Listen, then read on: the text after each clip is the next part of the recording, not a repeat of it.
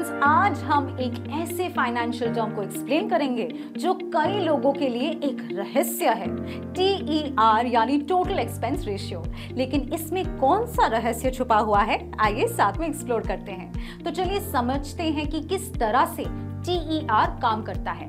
Now picture this, you invest in a mutual fund and you expect returns, लेकिन इसमें costs involved होते हैं, जैसे कि फंड की management fees, administrative fees, distribution cost etcetera. Now TER is the total cost of these functions expressed as a percentage of your total investment.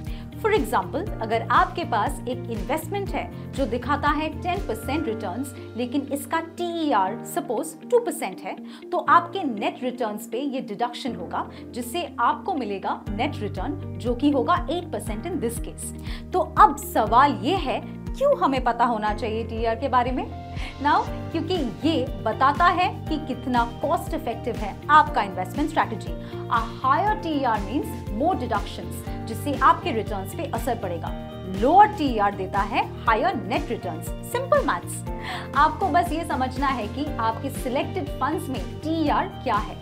ऐसे कई सारे फंड्स हैं जो एक्टिवली मैनेज्ड होते हैं, इसके लिए TER भी हायर होता है। जो पैसिव फंड्स जैसे कि इंडेक्स फंड्स और डायरेक्ट फंड्स में आपको TER काफी लो दिखाई देगा। सो बेसिकली लो TER से आपका नेट रिटर्न हाई मिल सकता है, क्योंकि डिडक्शंस कम होते हैं। अब आप अपनी स्ट्रैटेजी के हिसाब से आप अपने फंड सिलेक्ट करें और देखिए उनके TERs अकॉर्डिंगली आपका पोर्टफोलियो बनाएं। तो इस रहस्य को समझने के बाद आप ले सकते हैं smart mutual fund investment decisions. That's all for today. Thank you so much for watching.